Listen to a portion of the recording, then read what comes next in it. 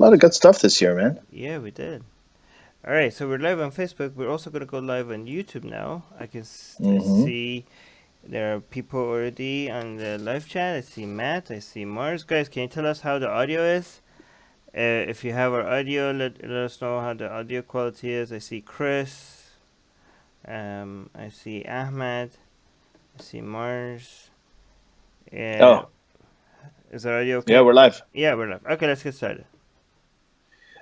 Okay, welcome everybody to another episode of Secular Jihadists for a Muslim Enlightenment, and we're recording this near the mid to late December 2019. So that means that we're coming up on the end of the year, and so we thought that this would be a good time to kind of just sit there and uh, you know have you guys direct the content. Usually, we direct the content, we decide what's going to be the episode, but in this case, all of you out there, we're here to answer your questions. And it's a quick. It's been a pretty wild year. I mean, we started off this year talking about the protests in Iran that happened near the end of 2018.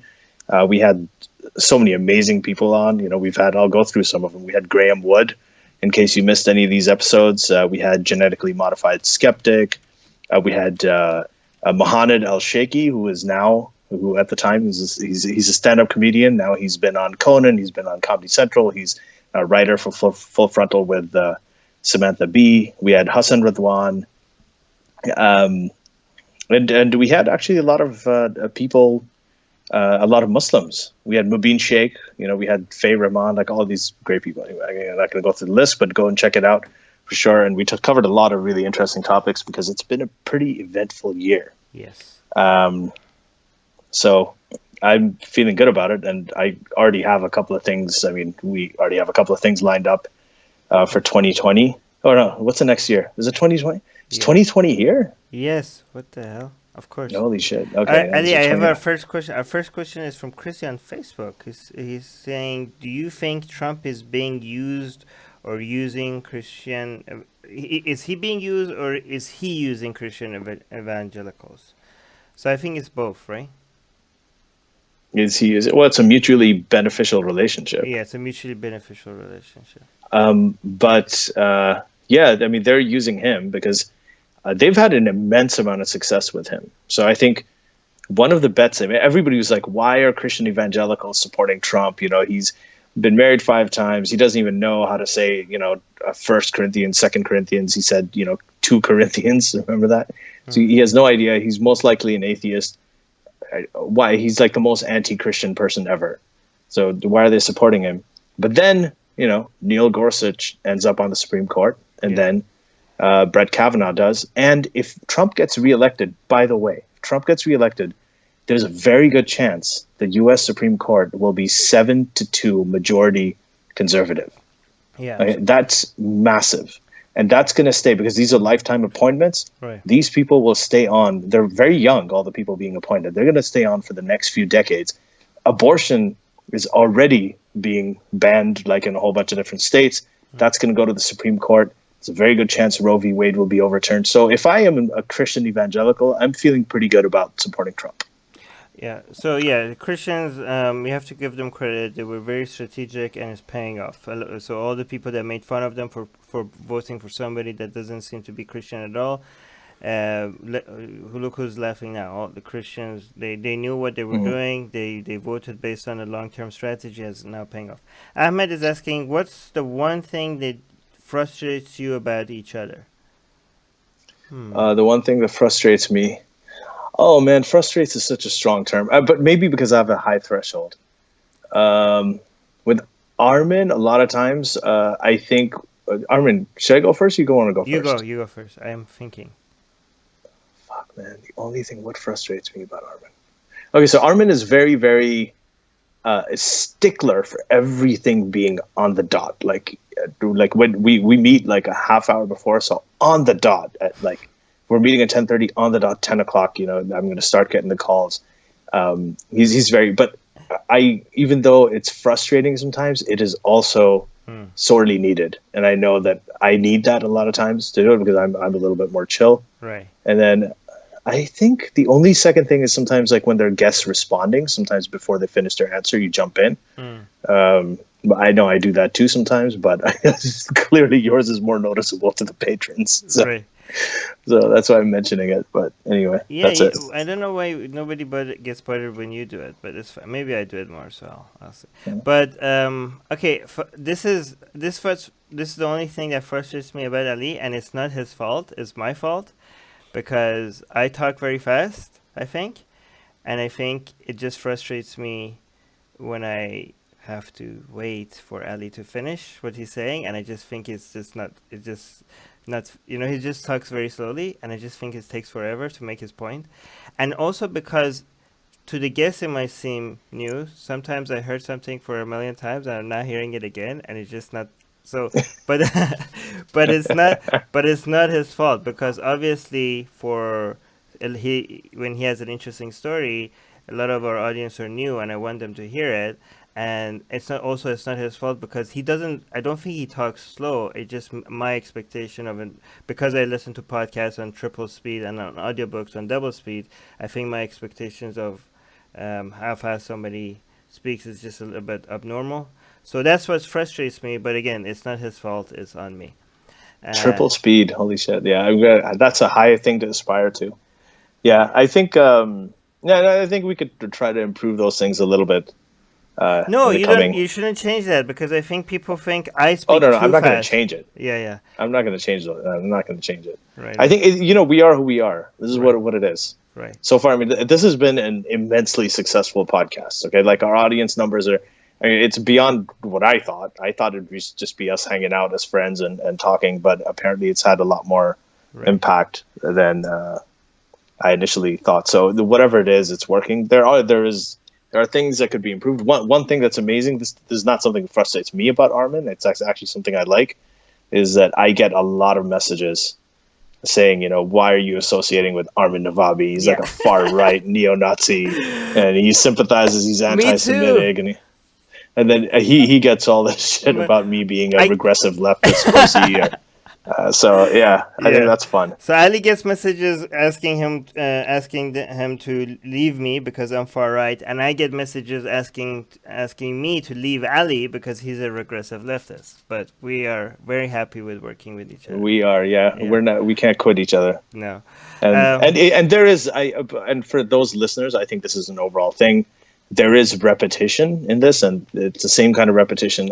I have noticed that when I go around and do talks, there's some things that I am tired of telling people. Like, Islam is an idea and Muslims are people, it's stuff like that. But you just have to say it over and over again because there's always somebody there who hasn't thought of it like that. And it's such an important point. And there are things like that sometimes You we know, have to repeat, can and I it's deliberate. can I say the opposite? Respond to a different question, the opposite of what Matt asked. I could just what I tell you is that I don't have anybody other than Ellie to discuss some of the more interesting topics that I want to talk about. Like I don't have anybody else in my life other than Ellie. So even if we didn't have this podcast, I hope like I could just keep having discussions with Ellie, even if we didn't have the podcast as an excuse to continue doing this.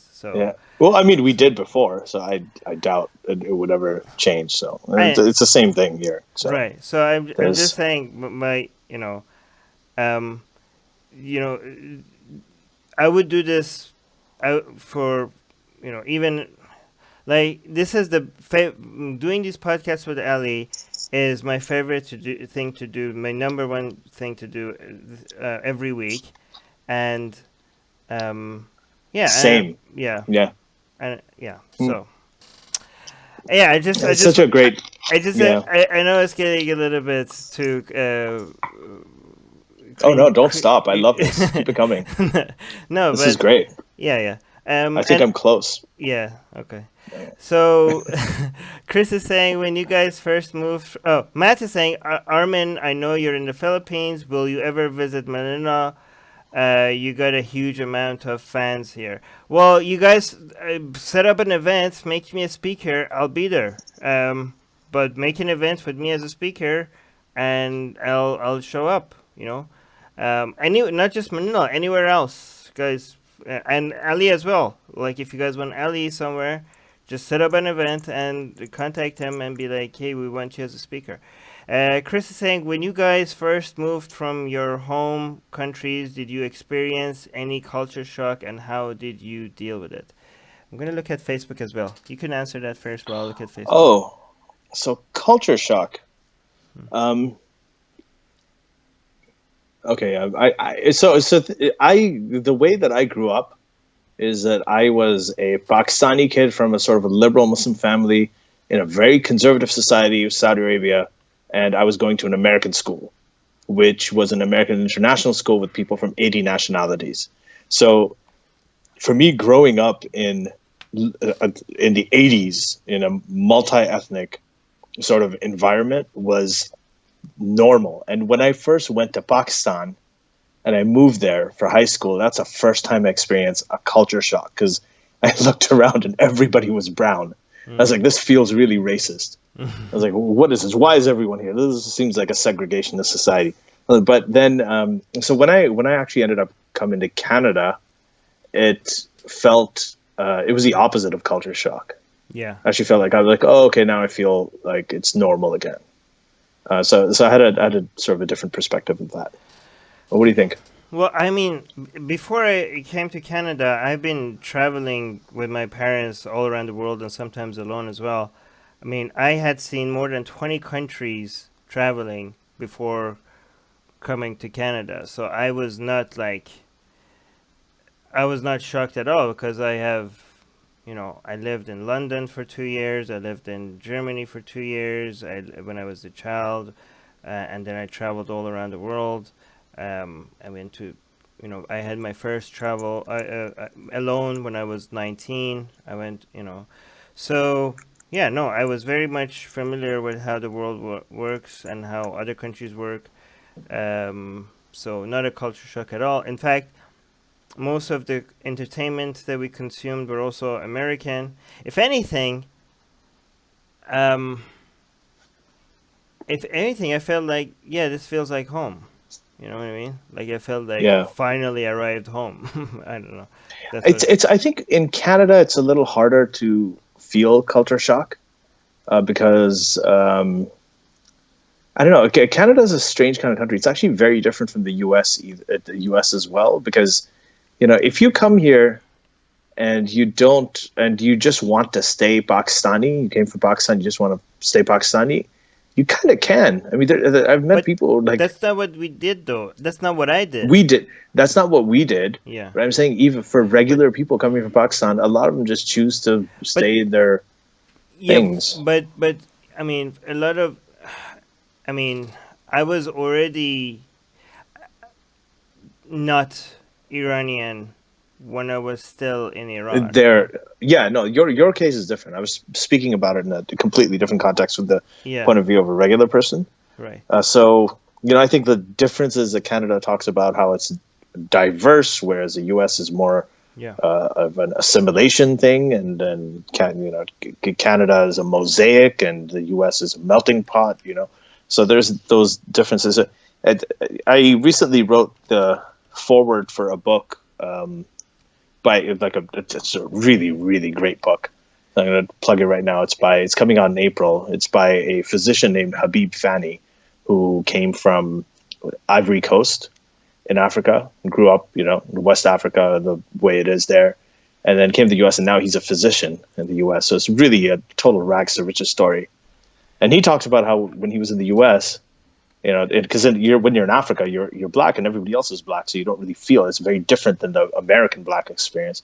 He came to America and it was different. He was very conscious that he was black, but then he went to visit Vancouver, and he's like, I didn't even feel like I was a different thing. Nobody cared that I was black. It Right. was actually something that he felt. So it is kind of there's a difference between I think Canada and the U.S. So the people who go to the U.S. may answer that question differently. But guys, please tag in the live chat. Please tag secular jihadists when asking a question, so that we know that because there's too many coming in and I might miss a couple. So Yeah. Do you see any questions? Because there's okay. So Zayd is saying yeah. okay. Go. You go Oh ahead. no, I'll ask it. This is from Ahmed Gog Magog. Nice name. What are the main reasons that Saudi didn't attend the KL summit and stopped Pakistan from doing it? What was the KL summit? Do I know? Is this a what is Aleppo question? Is this something everybody knows about except for me? What was the question again? The KL summit Is that and saying, KL as in Kuala Lumpur? Let me see. oh, the Kuala Lumpur summit. Yeah, yeah, yeah. Okay, so what is asking what is the main reason that Saudi Yeah, Arabia did not attend it and stopped Pakistan from doing it as well? I don't know. I Do you have know? a. I don't know, but I'm gonna guess. Let's see. But without checking, my guess is that Turkey and Malaysia are trying to take over the leadership of the Sunni world over from Saudi Arabia, and that's Hmm. why Saudi Arabia is not. I don't know. That's just Okay, a guess. That's just a let me. guess. I'm gonna Google fact check you That's if okay. Google has facts. Right. Okay, so didn't attend Right. So, but that's my guess. KL. Let's see. I'm gonna read Zayd's question while you look that up. Zayd is saying, "What advice?" Oh, we got a super chat. Faroz is thank you, Faroz. Wow, $10 super chat. Faroz is saying, "I would like to hear either from Armin or Ali. What is your opinion about the rise of nationalism and far right sentiments against Muslims, especially the whole India citizenship situation?" Thank you for asking that, especially because every time somebody says far right sentiments, they keep thinking about North America and Europe, whereas the real rise of the alt right on a much higher, I mean, much more astronomical level, is happening in India. And we are, I mean, me and Ali have both taken a position in defending Muslims in that situation against the BJP party, the Hindu nationalist Hindutva party in India, right? Hmm. Uh, and I mean, we think this is, as ridiculous. Like this goes against everything India stands for. This goes against India's secularism. This is the Pakistanization of India, a Hindu version of Pakistan, where in Pakistan you can see religion being made playing such a major role in government, and now it's happening in India, and it's slowly, and it's so sad and funny at the same time how so many Hindus are trying to defend it as if it has nothing to do with Hinduism, and this is like the excuses that they come up with, and the constant attacks, like the number of people, like as soon as you comment on it, and the number of Hindus that come at you that tell you this is fake news, as if all of the media out there, all of the internet, all of both, they claim that all of the international media and also local Indian media, they're all lying. Everybody is lying, and these Hindus that are nationalists, they're not biased at all. They're telling you the truth. No Muslims are being discriminated against. Has nothing to do with Hinduism. Like, oh, really? So they're giving out citizenship based on religion, and this has nothing to do with Hinduism. This is just because of oppression, out of the goodness of their heart. Like, yeah, sure, the BGP party is not trying to bring Hindus in to change the votes, to do demographic engineering so that the country becomes even more based on religion than before. None of this is true. Like they tell you that none of this is true, and that you're spreading propaganda, leftist propaganda. That's what they call it, and they want us Hmm. to believe that. Like it's so, and it's working because like every time you make a video about this, trying to cover the real news, you look at the comment section for when we do an atheist republic, you see all these Hindus like, oh, Armin, you're not from India, and we have like a guy from India on our panel every time commenting on this, guy looking at this closely as well. And they're like, but that's not good enough for them. They like, oh, this is Armin, you're not here, you have no idea, have you read the bill, what about this, what about this? It's interesting because they tell us that we haven't done our research, whereas they didn't even watch the videos that we make, because half of their questions was already answered in the video. It's so, I mean, and it's so organized, these Hindu mobs that come after you every time you criticize their beloved country. um yeah, and Yeah, it works. Yeah, it's a nightmare, but go on.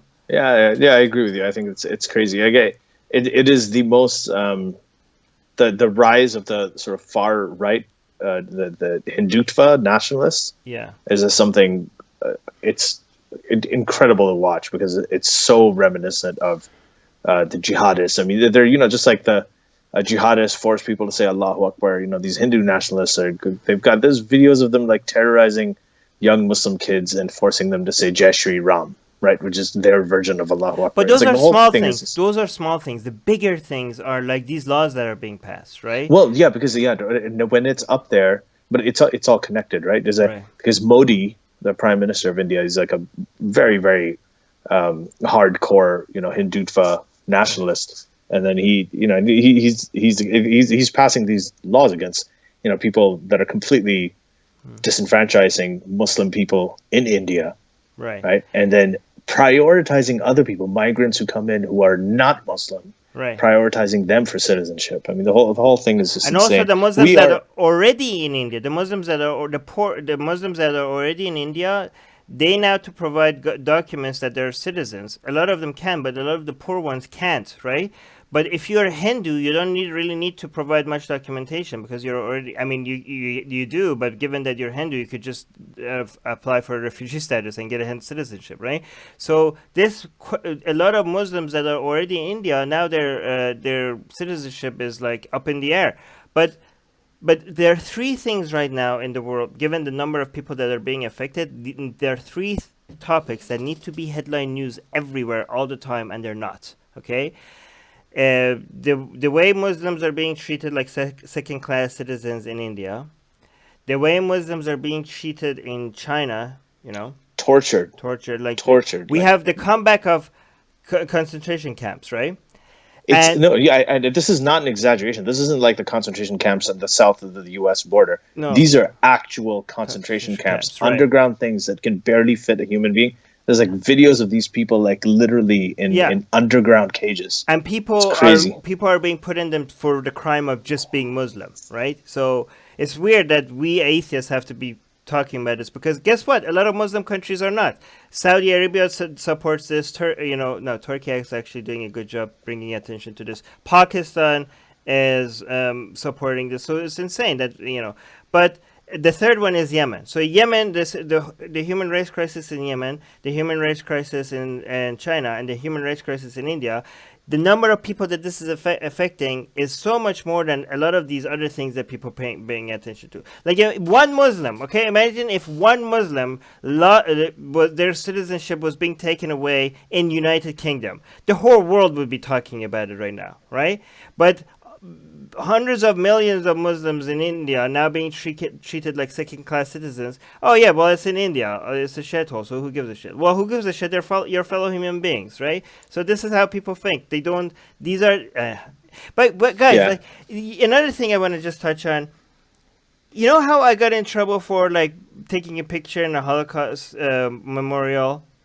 The same people that want you to respect a Holocaust memorial and remember things like that, they miss the point of why we need to remember the Holocaust, right? They just want to memorize. Like you have so many Holocaust museums, fill it with things, remind people, oh, the Holocaust, never forget the Holocaust. But why? What's the point of not forgetting the Holocaust?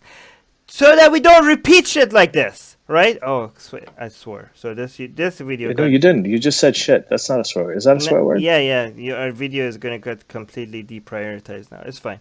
Um, but please share our videos because we can't help ourselves.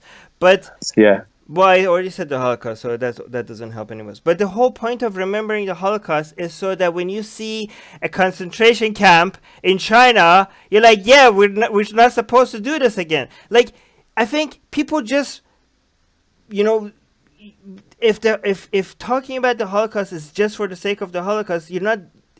That's pointless. That's pointless. You're not achieving anything. When Rwanda happened, nobody, not that many people brought attention to that until it was too late, right? When the war in Yemen happened, nobody brought attention to that. And it's still happening, and nobody is talking about it. People are being killed for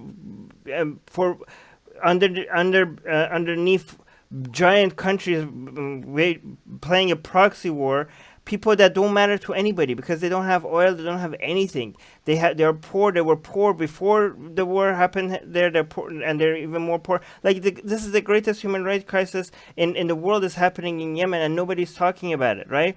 It's a genocide happening there, and nobody's talking about it, right?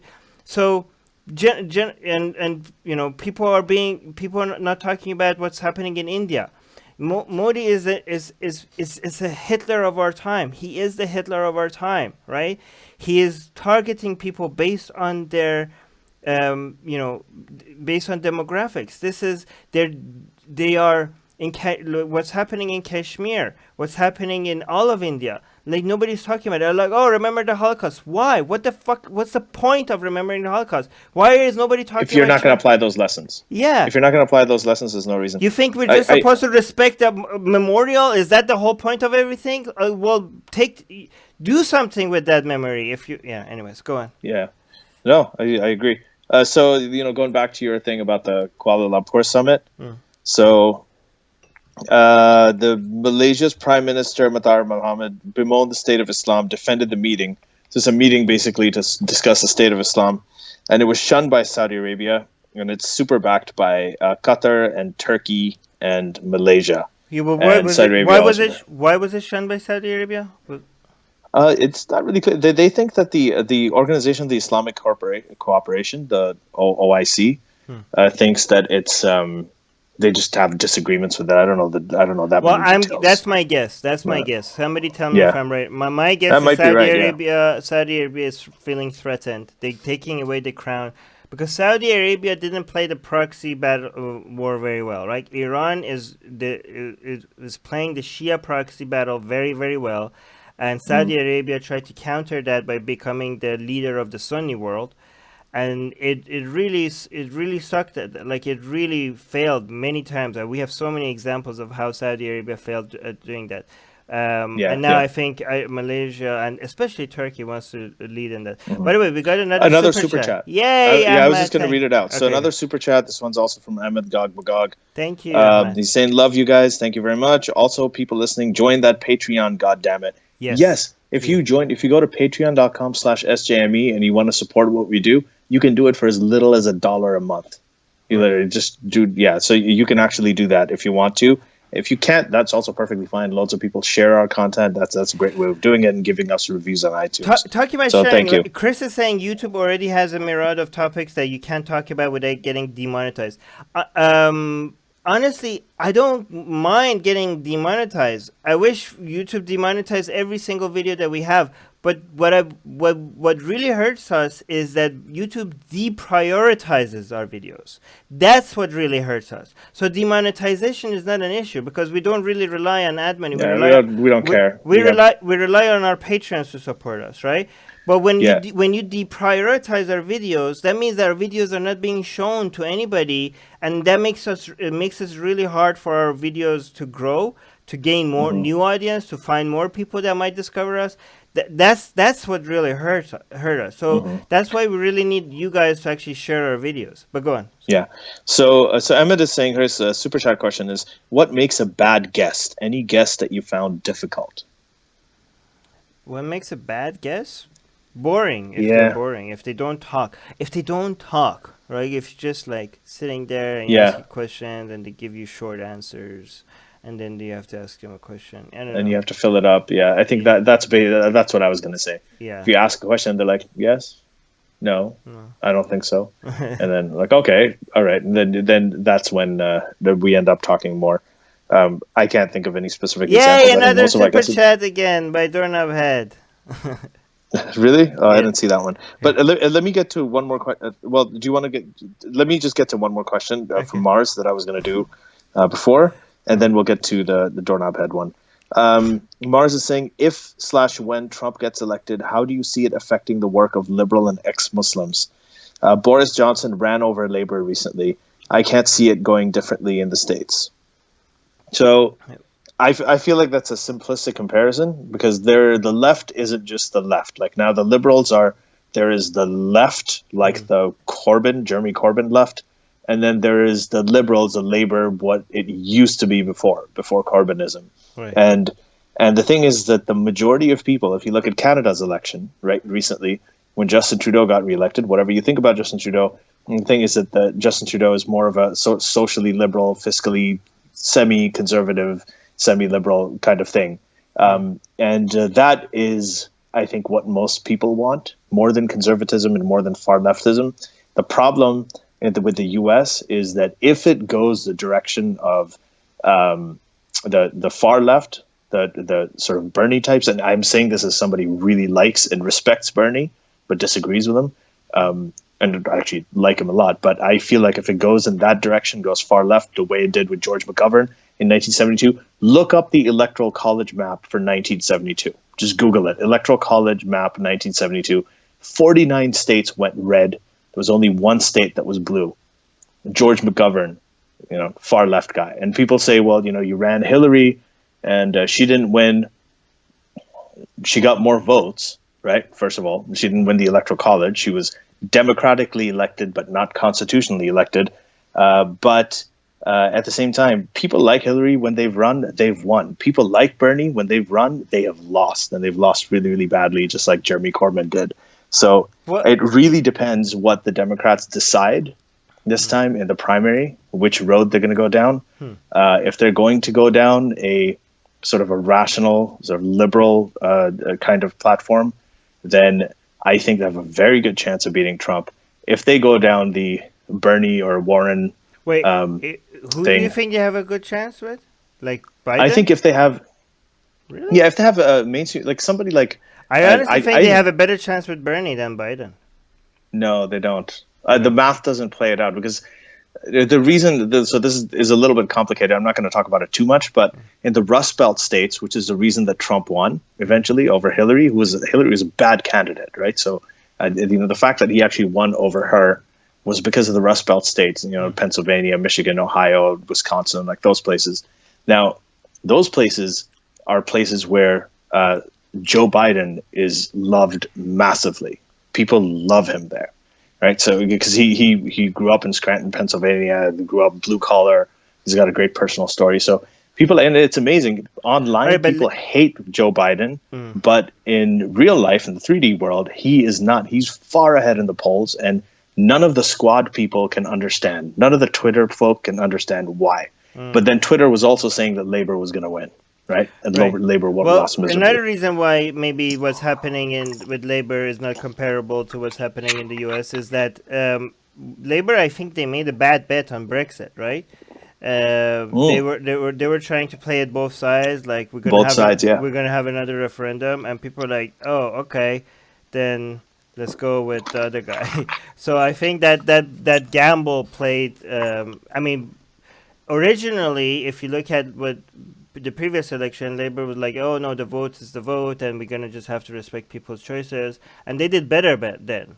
And then when they came and like, "Okay, let's have another referendum, maybe," because I think that the calculation that they did was Labour, the left were cut in half. Like not all of them. Some of them were Brexiteers, some of them were Remain, right? So Labour were like, oh no, what do we do? How do we please both? So they were like, okay, let's play both sides, and I think that backfired. So they lost half of them. Badly. Backfired. Yeah, and And we actually, don't have that same dynamics playing in the US. So I don't. That's why I'm saying yeah. you can't Well, just translate that. Yeah, go. there are actually two other really key differences, and I'll go through these really quick.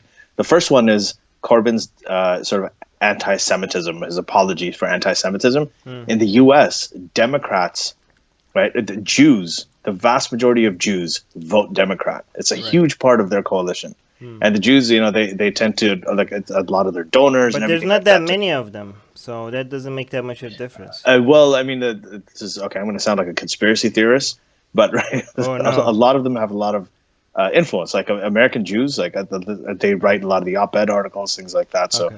there's a lot of influence. There Okay, the is, reason the difference between you saying that and all the far right people saying that is that this is a deserved influence, not like yeah. deserved I'm not saying it's influence. bad. No, I know that's I'm trying to Yeah, save you from all the people that are gonna come attack you. I know it's not bad. let them come attack me. It's okay. No, It's I fine. know. But I'm just gonna make it clear that the Jews that are very successful, they are successful because they worked hard for it, not because they're just Jews. You know what I mean? Yeah. So that's the So difference between us and other people that are saying yeah, I Jews. mean, it's not. I mean, you can't call me a Nazi for saying that the Nobel prizes disproportionately also go to Jews. I mean, Jews. There's only like 12 million Jews in the world, right? And Right. there's 1.6 Well, billion Muslims. yeah, but they earn it. Come on. Yeah, the difference between you saying it again, the difference between you saying it and other people, the far right saying it, is that they think there's a conspiracy to, there's a Hmm. plan to make the Jews control the world, whereas you and me think, well, they, they are unproportionally represented because they work harder for it and they deserved it, like they gained it, right? Yeah, So yeah, yes, that's the yeah. I mean, difference. I'm so the thing is, basically, being an apologist for anti-Semitism Hmm. did not help him because that doesn't just play badly with Jewish people. It doesn't matter if there's a lot of them. It plays very badly with the Christians. A lot of the evangelical Christians, they get pissed off because they look at, if you're apologizing for anti-Semitism, then you're anti-Israel, and if you're anti-Israel, then Jesus will never come back because the Jews won't return to the home. All that other crap that they believe. Right. So that's also another huge Bernie thing. does And the have final, some problems with like anti-Semitic views in his campaign. Like who does?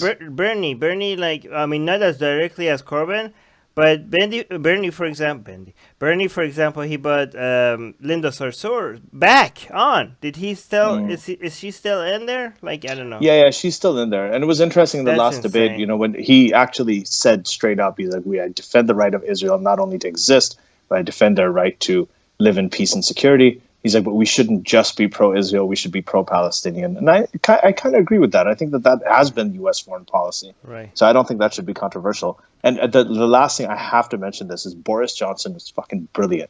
He's a buffoon in a lot of other ways, and I do not like him. But he played when he did his campaigning. Yeah. He got all of the labor supporters from the north by going economically liberal. He went for he praised socialized medicine. He promised a higher minimum wage. He took all of the liberal economic policies that people loved from labor, and he played his bets on that. He bet on a lot of But that. let's go to So another because I think we're going to lose a lot of people that are not interested yeah, in London and what was that? United. The doorknob had super chat. Can you read that? Yes, I think I already kind of did. He says, just so that I can hear it, you all say, yay, another super chat. So we already said it. So he Okay, we gave, already did. yeah. Oh, Oh, we my got God. another super chat by Mars. Hey, Mars, give us a $10 super chat. Wow, Okay. people are being so generous today. Thank you, guys. Join us today. Yeah, we Mars should is do this saying, all the time. yeah, we should do this more often. Mars is saying, again, appreciate what you guys do. Merry Christmas from here in the States. Oh, Merry Christmas to you as well, Merry Mars. Christmas to you, Mars, Yes. By the way, I and happy posted. holidays to all the Trump supporters. Merry Christmas to everybody else. Yeah, I posted a Yeah. picture of my wife and her sister wrapping up Christmas presents, and it triggered a whole bunch of people. They're like, "Wow, you're an atheist. Why are you celebrating Christmas?" Well, because Yeah. yeah, I mean, it's so funny. I mean, I knew that people are gonna get triggered by me doing that. And I'm like, I could celebrate whatever the fuck I want, right? Like, I'm an I atheist. Yeah, yeah. That's the can best thing about being an I can atheist. celebrate Ramadan if I want to, and nobody can stop me, right? And I do. I actually celebrate Ramadan and Eid, and I do Christmas. I have a Christmas tree right in my house over here. Mm, My daughter and I, we decorated it and all that stuff. We're doing the whole Christmas Eve thing with right. Santa. My daughter thinks that Christ is Santa Claus, right? So, and I'm fine with that. And Christmas has no more to do with Jesus Christ than Thursday has to do with Thor. Okay, I Just have a remember problem that. with people saying that because every time I want to celebrate Christmas, people are like, "Well, Christmas doesn't have to do anything with religion, anyways." But it No, doesn't it matter. does. Yeah, but even if it does, even if it was completely religious, the great thing about being an atheist is that you could play pretends all the time. You could celebrate anything you want. You could celebrate Mayan holidays if you wanted to. That doesn't mean you believe in it. Like you could celebrate Harry Potter without believing in it. So why can't you play along with religious traditions and enjoy that as well? Hmm. Again, that's a great Yeah. thing about being an atheist. You could just have fun with anything you want as long as it's not harmful, right? If there's a party and there's food there, Yeah, it's just be there. It's fine. yeah. Have your Ramadan iftars with bacon and beer. Okay, so Manoj is asking, what do you people think about the fascist regime and the current protests of India? Will this lead to a genocide? So we already addressed that earlier on, so I'm going to Yeah. move on to other questions. Okay. But I also want to announce that tomorrow night here, actually, I'm recording, and this won't be a live stream, unfortunately. But the next episode that you're going to hear, probably late December, early January, is going to be with Harris Sultan. So Harris Sultan is coming on to talk specifically about this topic. So we're going to have a whole episode of that with him. So definitely check that out. Um, uh, let's see. Faraz is saying it's not like Armin had a nativity scene in his house. It was a freaking Christmas tree. Well, I would honestly, I would put a nativity scene on in my house for Christmas. I would have no problem with that. I would have no problem with that. Again, I'm not very religious about my atheism. Just like I would put a Mayan calendar if it looks good. I would put a Mayan calendar up, and it doesn't mean that I believe that the Mayan calendar, like the Mayan religion or something. I don't like. I would put like a African, God statue. I will, if it looks good, I'll put it up in my house. Doesn't mean I believe in it. Like honestly, like it's Christian mythology. It's interesting. I like it. I would put it up. Well, the Christian art. I mean, Yeah. like that. A lot of the paintings and everything from the Christian art, they have very Christian themes. Yeah. But they're amazing. Okay, so another one. What is it? Robert is is asking? Vikram Did here? we get another super chat? Oh, Yeah, we hey, did. happy. We have Vikram here. It's his birthday. Happy birthday, Vikram. Happy birthday! This is great. This is a good time to have your birthday. Oh, Vikram, by the way, Vikram gave us a super chat. Yeah, a super chat, and it's his birthday, so we should be giving him a gift. But he gave us a gift. Yeah, we should be. Yeah. So and by the way, just want to mention that Armin's birthday is also on the same day as Jesus Christ. So there's I was going to do the whole preamble I did last year that on this day a great man was born into the world. Oh yeah. His name is Armin Navabi. Yeah. That's right. Okay. Yeah. So Robert Hamilton, this is a good question. What is the most personally challenging thing you've done in the past year? I have a guess on what you did, but oh yeah, I moved. Oh yeah, well I mean you moved. Yeah. Oh no, I was gonna think about that 4-day salt water fast you did. Oh, that was 5 day. 5 days. Salt and water, that's it, nothing else. Yeah, I had nothing other than salt and water for 5 days. And it's funny, people are like, oh, Armin, if you're fasting, aren't you going back to Islam? I'm like, yeah, sure, Muslims don't really know how to fast. They eat all they can in the morning and then wait until the afternoon and then they eat all again. Yeah, I call that fasting fasting for pussies. This is how you really do fasting. And it was actually kind of easy. It felt really good. It wasn't hard at all. Yeah, that wasn't challenging at all. No, but I moved away from Canada, and I love my. I mean, it's supposed to be challenging?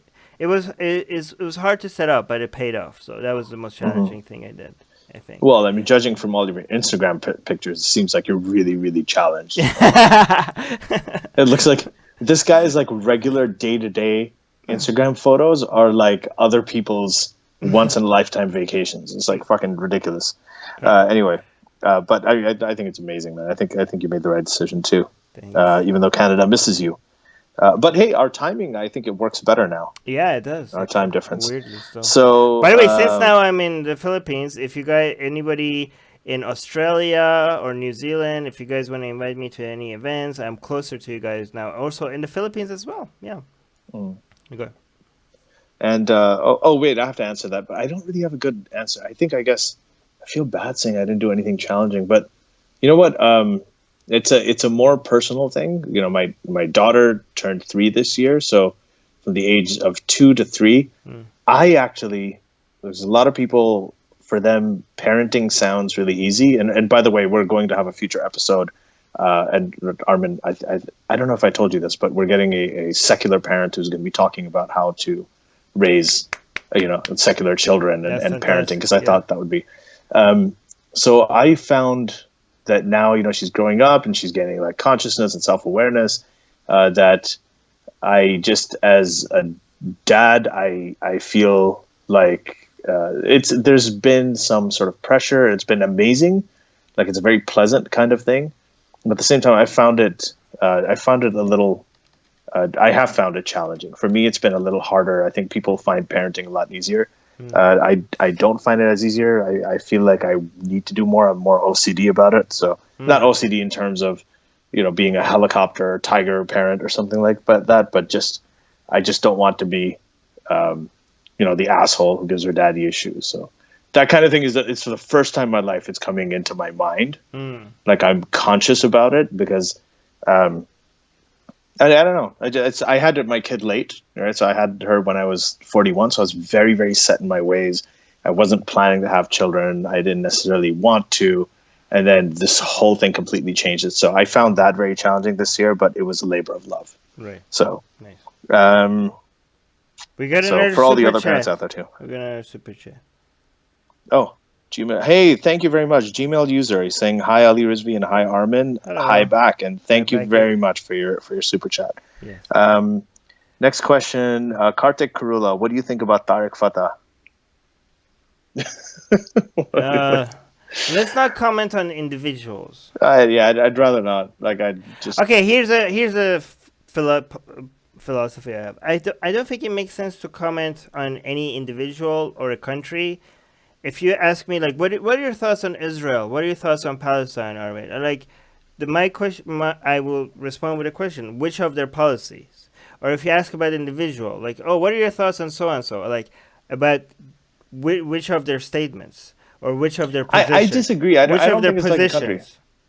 Yeah, I think there are individuals. There are things where you can comment on their position. There's people like that, like for instance, who generally come from a position of good faith, like Christopher Hitchens. I can talk about his positions. I don't agree with this. I agree with that. With Tariq Fatah, it's a weird thing because I've known him for a very long time. First time I met him was in 2007, 2006, something like that. And I've just seen him go through a lot of changes. He's also a cancer survivor, so I don't know how much that is, but he is not the kind of person that he was before. I feel like he is a very big Hindutva apologist. He has accused me of being a Oh, jihadist, so there's a personal element there too. right. Um, Oh yeah. and not that I found it funny, but Right. because it's I'm Stark saying it, but still. so I would be against any Hindutva apologism. I would be against any of that, right? So again, I could tell you, like, if you say, like, you have to give me their position. I could be like, well, this position that this person holds, I'm against, and that position that they hold, I am for. So I can't completely dismiss or accept a person like that. By the way, Gmail user gave us another super chat. Thank you, Gmail user. Hmm. And this time he or she is saying, I like apples. Well, okay, me too. I love the super chats today. You guys are great, but Yeah. but do ask questions. Come No, on. no, it's okay. If you want to say you like apples and give us super chat, do that Yeah, all it is. day. No, Hey, that's right. Today is it's a pretty much it's your show today. it's a chill show. Vikram is Matt, saying, oh, good, you go ahead. yeah, Vic, Matt is saying, Armin and Ali, what are your MBTI? So that's Myers I have no idea. Briggs. You haven't done that? That No. I'll tell you mine. So mine is INTP. So INTP means I'll tell you some other famous INTPs, and this actually made me happy. Albert Einstein, Thomas Jefferson, Rene Descartes, Charles Darwin, Marie Curie, Abraham Lincoln, and Socrates. Oh, that's pretty good. That's not bad company. Is that good? That's like all of them. That's Like great. who else? You got Einstein and Darwin in there, and Socrates, Right. and Marie Curie, right, and Jefferson. There you go. That's great. That's We what got mine an has been. Gmail user sent us another super chat, and this time he or she is saying, I also like oranges and pineapples. Well, You know thank you. what? You know who we like? Gmail user. We like you. Yeah, we like you. I wonder Um, who this is. Who's Gmail user? yeah, what? Yeah. Okay, so guys, make sure you tag Secular Jihadists if you want us to not miss your questions, like at Hmm. Secular Jihadists, okay? Because we might miss a couple. But Vikram asked a few questions and he didn't tag us, so I want to make sure we don't miss those. Okay. You want to ask one of those, or should we just do a Uh, really? I have a really quick one here. okay, go ahead.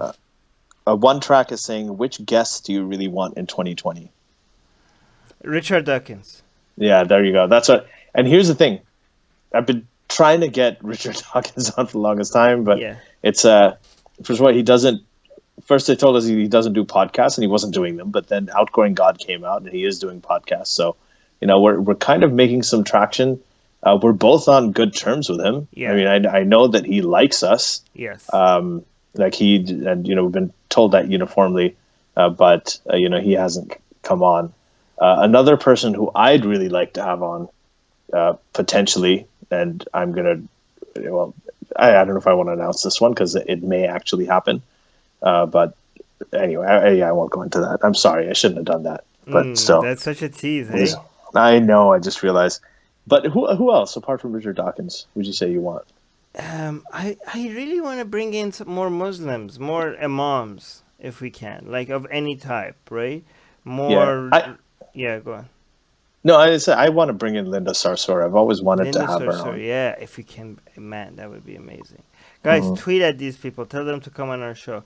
Whoever you Yeah, want to have on our show, just tweet at them, tag us and tag them, and tell them that it would be if tag. By the way, don't tag secular judges. Well, tag secular judges, but also tag our personal. I can, especially Ali. Tag Ali on Twitter, and tag them and tell them like to come on our on the secular jihadist show, and that way you starting a conversation on Twitter might actually be a good way for them to be like, okay, fine, if there seems to be a demand for it.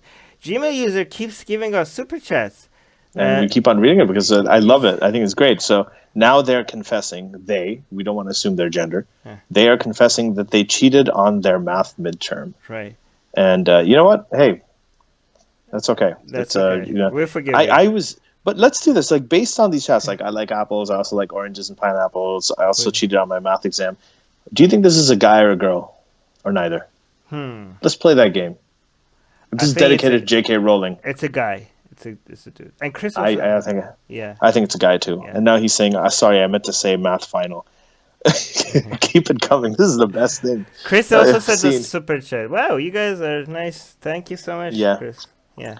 And what is it? What? Read it. We're getting so many. Nothing. He just said $1 super chat. Today we're getting a lot of Thank you guys, generous man. We love people. you all.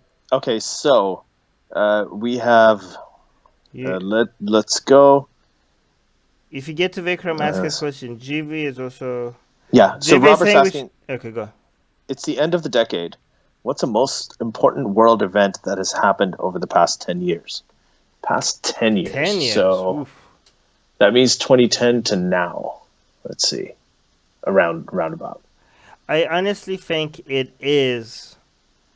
Even though it's quite recent, I honestly think there's a major shift happening in the world where human rights is not, it seems to be not a priority as much as it used to. And I know it was still low on people's list because like I think like the way China is treating Muslims and the way India is treating Muslims and what's happening in Yemen. I think China putting 1 million Muslims in concentration camp and the world being silent about it.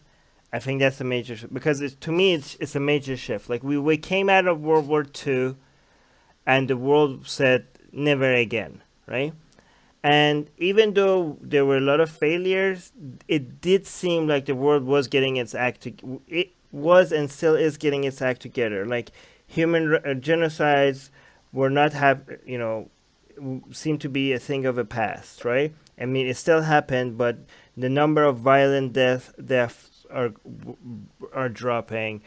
Big countries like major world powers didn't go to war with each other anymore. They still use their proxies to go to war with each other, but not directly. Russia and United States kept like that war never happened.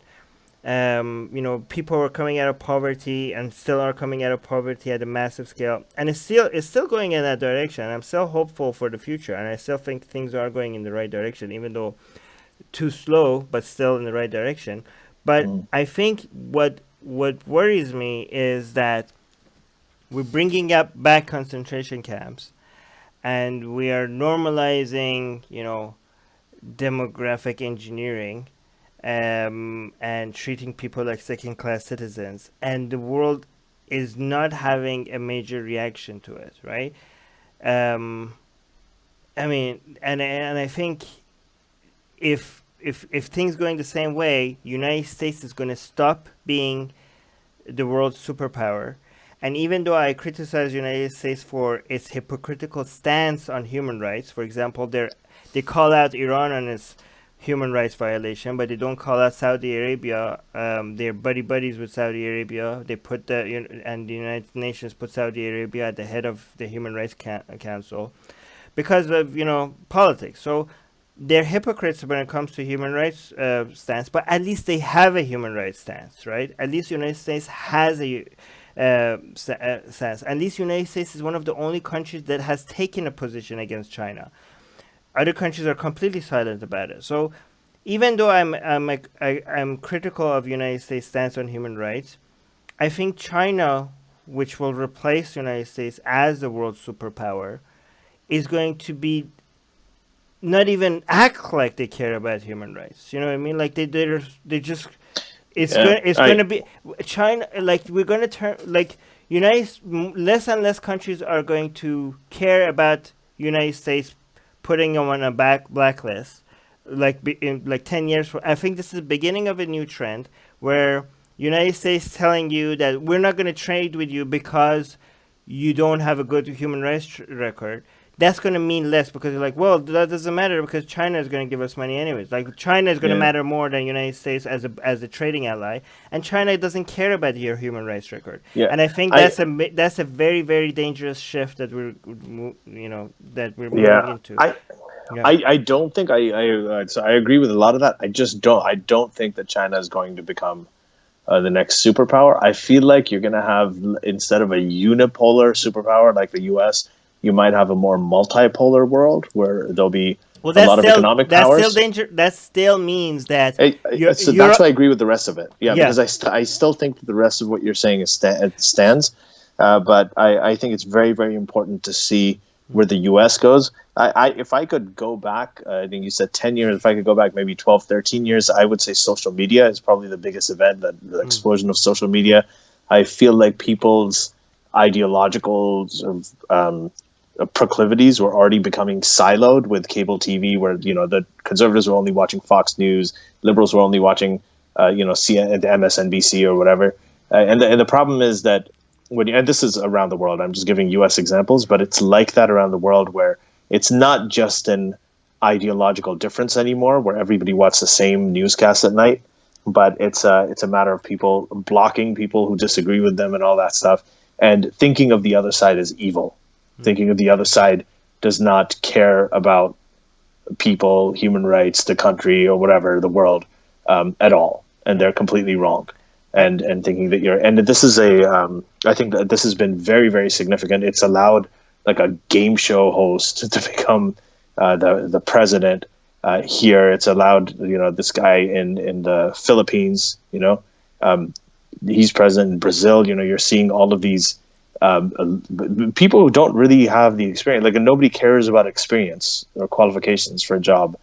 This outsider fetish that people have is just nuts. You would never do that if you were looking for a pilot for your plane, mm. right? And to actually do that for the leader of your country, I think it's crazy, and it's happening all over the world. And that's a very significant thing. We got 3 more super chats. Well, it's crazy today, so that's great. Thank you guys for giving us so many Mm-hmm. super chats. But before we go to super chat, D on Facebook is asking, do we have an episode planned with Mubarak Bala? Like maybe look into that. Mubarak Yeah, Bala. All right, Mubarak Bala. Mubarak Bala. Okay, Write I'll that make a down. note of it and I'll look into So it. 3 more Okay. super chats. One from Gmail user saying I would lick Ariana Grande. Okay. All Okay. right. Yeah, that's She but, she but looks too young to me. She looks like she's 12. That's why okay, I've okay. never Make been. sure if you want to lick Ariana Grande, you do that with consent. Okay. Faraz is saying, Faraz is saying most news is in Urdu. What is Junaid Hafiz about? Oh, I'm so glad that that question came up because I think we need to talk about wait, Jannat aren't you Hafiz. having your entire episode on it? We are having an entire episode on that, but I have to announce this because I Okay. think for people who don't know this, they should know it. So Junaid Hafiz is a lecturer. He's a Fulbright scholar who went to the U.S. to Mm, study. He got a degree in literature. He came back. He became a lecturer, and he was saying something. He said some critical things, or allegedly said some critical things about Muhammad and Muhammad's wives on Facebook, and they threw him in solitary confinement. He's been in solitary confinement since 2014. Very, very bright academic. Solitary confinement, and as of yesterday or the day before, he's been sentenced to death by a court in Pakistan for mm, blasphemy. Right, so this is obviously is absolute insanity. right. The current Prime Minister of Pakistan, Imran Khan, ran on a platform of what he called Naya Pakistan, which is New Pakistan, and he wanted a new Pakistan that was different. Yes, he helped Asia Bibi, who was also sentenced to death for blasphemy, and she was able to get out and run away to Canada. Mm. So hopefully this gets appealed. Hopefully they step in. I don't know. I'm kind of skeptical, but it's an absolute outrage that this has happened. Everybody should know about it. Harris Sultan and I will be talking about this in the next episode. So Good. I won't go into too much detail about it here. Doorknob Head is telling in the last super chat. Doorknob Head is telling Gmail user to go back home and give mommy back her credit card. No, no, please. No, don't do that. No, Let's keep the credit card and whatever you're drinking. Yeah. I feel like they're drunk. They're drunk. No, Can you? don't insult. I love it. I love It's Gmail compliment. user. Keep giving us super chat. Thank you. Okay, next question. So Elif is asking, did Prophet Muhammad wife swap? Or like he's saying wife swapping. He's like, did he engage in wife swapping? No. Okay, hold on. I just lost the question because it refreshed. No, he wife stole, not swap. No. So he's saying that. Hold on. Damn it. I have to go back up. Sorry, guys. Hold on. Can you see that question or no? No. Oh, I found it. Okay. All right. So he's saying, did he wife swap? There's a parent. Oh, shit. Sorry, guys. Give me a second. You should copy and paste these questions. I'm going to find another question to read. I did know because it refreshed and... Okay, find another question. All right, let me find one of Vikram's questions. Oh, I found it. Okay, go on. Did Prophet Muhammad engage in wife swapping? Some people claim he did swap wives with other men. Also, verse Al-Ahzab 52 says don't exchange wives anymore. I don't know if those things are connected. Those things may be to other people who were doing it. But the Prophet Muhammad was very, very possessive about his wives. Yeah. In Surah 33, there's a whole range of things that he told his wives to do. In fact, the one place in the Quran where there is the endorsement of the hijab or the jilbab is when it's a series of verses that are directed towards his wives. He didn't want his wives to get remarried even after he died. He died, yes. That included his wife Aisha, who died, and he died when she was only 18. 18. So she was supposed to just stay completely celibate for the rest of it. He didn't want nobody was allowed to marry his divorcees. If he divorced somebody, they could not get remarried. So it would be really, really hard for me to believe that he was cool with wife swapping. So I think that's just I don't think it's true at all. Yeah. Excuse me. So, and another point is so Muhammad said that his wives can't remarry after he died, and that was only true for Muhammad's wives, right? Like all other women can remarry after their husbands died, and this is such a huge disservice Muhammad did to his wives, given that he didn't know what's going to happen after his death, and women without a husband were because they already left their family, they would be very, very vulnerable in that environment without getting remarried, right? Mm-hmm. So just because you're so protective over your wives, putting them in the situation that they can't remarry is such a selfish thing to do to all your wives, right? Like the most ideal thing for women is to have another man that will protect them by marrying as soon as your husband dies. So at that time. That time, yeah. We're not trying to say that women need protection from men nowadays. Well, they did. Just a disclaimer. If you're a woman living in that time in Saudi Arabia, no, you do need a man. Get remarried. Of course. Get married as soon as possible. Armin, why don't you say that standing at the top of the Holocaust Memorial? It's like, women need a man to protect them. There you go. Just do that. No, okay. So Gmail user is saying that we missed one we must note, though, that the Prophet Muhammad did marry women who were not virgins, who had been with other men. So that's who were buried and divorced and all that stuff. So, including from his own adopted son. Kartik is saying, we got two more super chats from Gmail user. Okay. One of them is saying, cool. So there are $2 super chats. Thank you. And one of them is saying, you guys missed my other super chat. Are you sure? Okay. And another one is saying, bye, I'm going to Wawa to buy burrito. Wawa is a place where you can buy burritos. Okay, great. Thank you. Oh my God, that's a clue. Yes. And find out where all the Wawas are. We have to find out who this mystery person is that is supporting us so much. Thank you, Gmail user. Burritos are so good. Yes. I'm just not a fan of putting rice in. I don't like putting rice in a burrito. It just doesn't make sense to me. In any case, Kartik is saying, I personally associate myself with Ali and Sarah's views. I assume you mean Sarah Haider, and thank you for that. We tend to I do get that a lot. There's a lot of people like, oh, I like what Ali and Sarah say. So apparently, like me and Sarah seem to be pretty aligned on a lot of things, Right. which is a good thing. Yes. And I love her. So okay, so lots of stuff about Tariq Fatah here, but I don't want to really get into that. 5 people that you'd invite to a dinner party, dead or alive. Hmm. Armin Navabi. Who are the 5 people you invite to a dinner party? Oh, wow. It That has to is. be vegan, by the way. I'm kidding. No, it Oh. doesn't. It can be anything. Who would you invite? Huh. Invite. Invite. Well, not the just to be able to break some history knowledge, like, because if you invite like Lincoln and then Hitler or whatever, you're not gonna learn much, because everything that they said and did, like they wrote letters, everything is recorded in history. So you have to invite people that will reveal information that is not known to public, right? So I would probably invite Prophet Muhammad, Jesus, Buddha, um, probably, who else? 5 people. You go ahead. I'll think of 2 other people. Okay, so for me, 2 of them would be Isaac Newton and Albert Einstein, and I'll tell you But why. why? They already wrote everything that was on their mind. I know, but I want to know what made their brains tick. So first of all, Isaac Newton would drive. What really amazes me about him, people say Albert Einstein is a genius, and Albert Einstein is a genius because he explained with math and science and experimentation what most people can't even imagine. Right? Hmm. 'Cause they can't even imagine, like everything, time dilation, the general relativity, the whole thing is insane. It's like the fact that he actually came up with it, and then he thought, okay, I can actually prove this with science. Right. It's just insane. But Isaac Newton, because like just in his 20s, I mean, the guy invented um, all of optics. He came up with the laws of motion, and then he invented a whole branch of mathematics. He Right. invented calculus, and he did that all until his 20s. In his 20s. So I really, really want to know what made that guy tick. In addition to that, I'd invite Slash from Guns N' Roses, who I've met before, Hmm. and he's just just to be in his presence.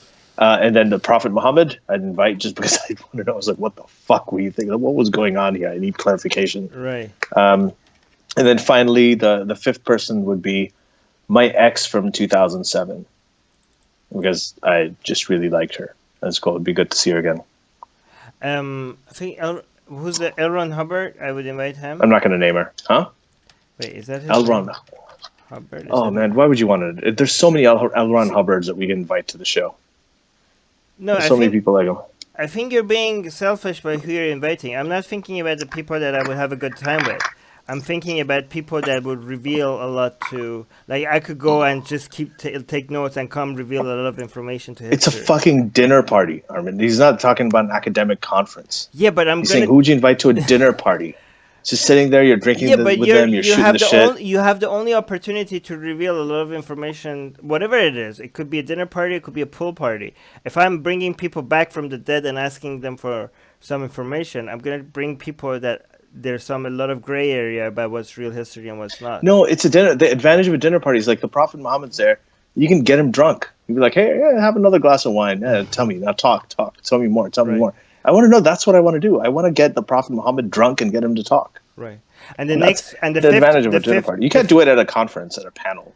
yeah. So dinner party, I'm gonna bring, and the fifth person I would bring would be Zarathustra, for the prophet of the Zoroastrian faith.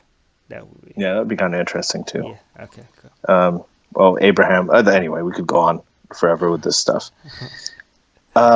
Badruddin Rahim is asking, what is the best way to survive oppressive radical parents as I don't have money or job to change home? Okay, that's a serious question. Oof. It's unfortunately a very common situation. Yeah. Get it People who are, fast track. Try to get it in. Try to become independent as soon as possible. Try to become yes, financially independent and get the hell out of there as soon as possible. But until then, fake it till you make it. Right.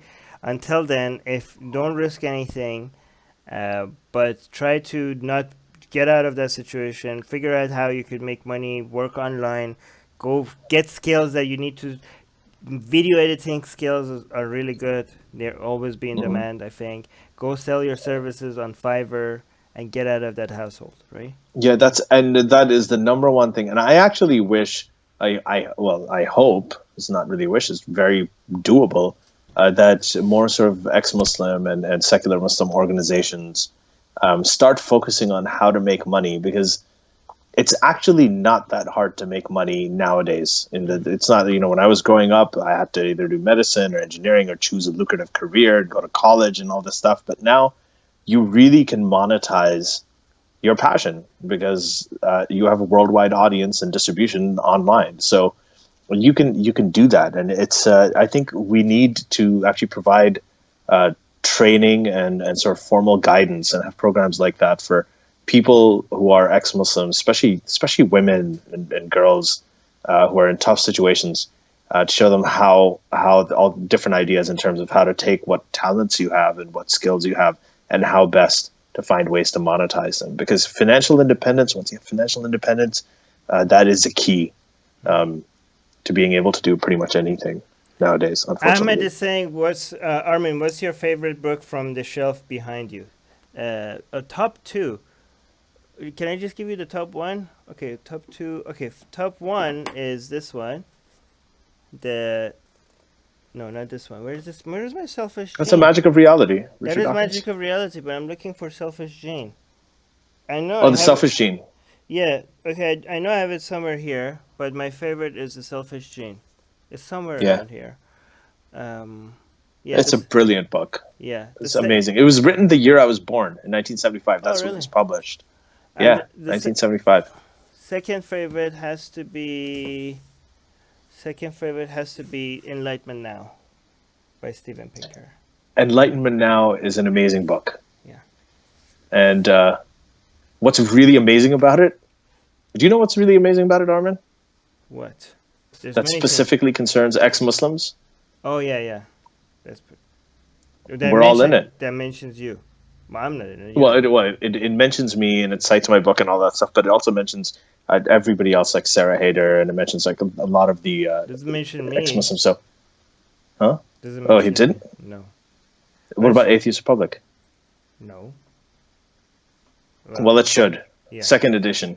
Second We're going to edition. tell him. Let's And Steven Pinker, by the way, was on this Yeah, podcast. I yeah. think he was on it last year, and it was a fantastic episode. It's when Enlightenment Now came out, and if you guys can, just Google it, Secular Jihadist, Steven Pinker, and check out that conversation. You're going to love it. Yeah. Um, And he's such a humble person. He kept telling us that we're like, yeah. Anyways, go on. Watch that episode. he's, It was a he's very amazing. good episode. Yeah.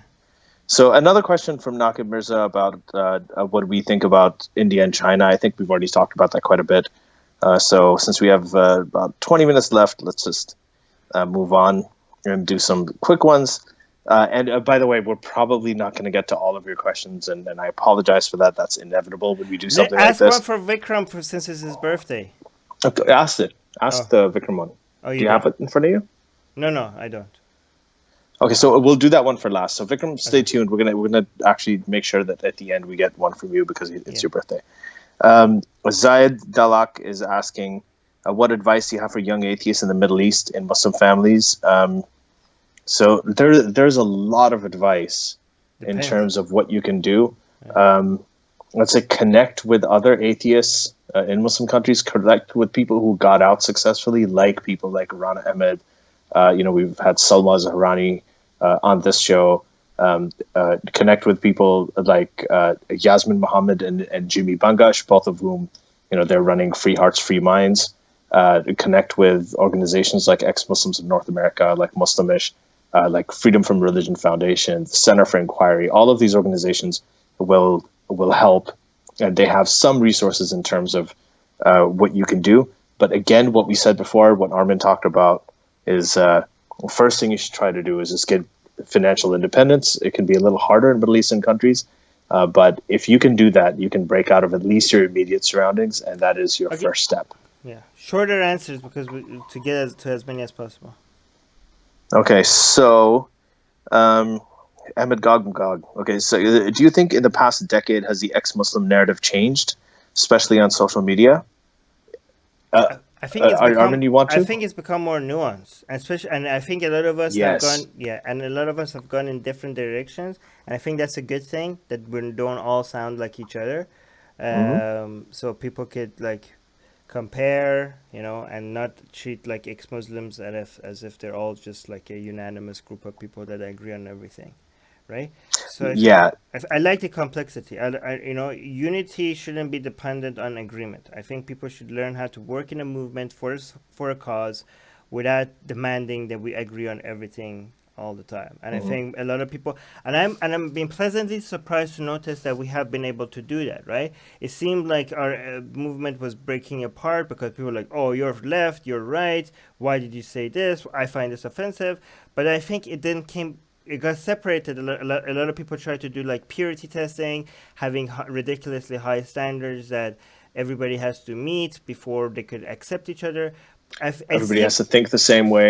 but then it seemed like we evolved into a movement that accept now and understand that that's never going to happen, and we could still work with each other for certain rights for ex-Muslims around the world and fight for them without that constant demand for constant agreement, and just accept each other with our disagreements. And I'm very happy to see that this whole thing didn't fall apart after some people tried to make it fall apart because of these disagreements. Right? Yeah, and yeah, I think that I agree with that. I think it's a sign of growth. I mean, I remember when ex-Muslims of North America and Muslimish and all these organizations started about I think 7 years ago or something.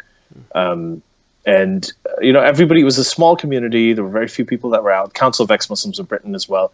Everybody kind of thought very similarly because it was such a small group. And then when the splintering started happening, I noticed that there were a lot of people I disagreed with, but I like that. I think that when you start having factions, it's a sign of growth. Growth, yes. That means that your movement is becoming bigger. It's becoming more heterogeneous. There's more ideological diversity and within it, and that all makes it more rich. It increases the amount of conversation, even if it's super heated and passionate conversation. And it just it moves the whole awareness aspect of it forward. And I think that's been Right. fantastic. So I see Um, Vikram posted his questions now so that we could see them. yeah. He said he has two So questions. let's do one.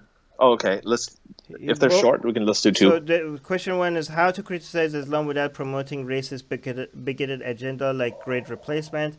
That's number one. Number two is what happened to Ideas on Box. I really enjoyed those videos. So for number one, it's very easy. Criticize Islam and criticize racist, bigoted agendas at the same time, right? Just Hmm. do that, both of those at the same time.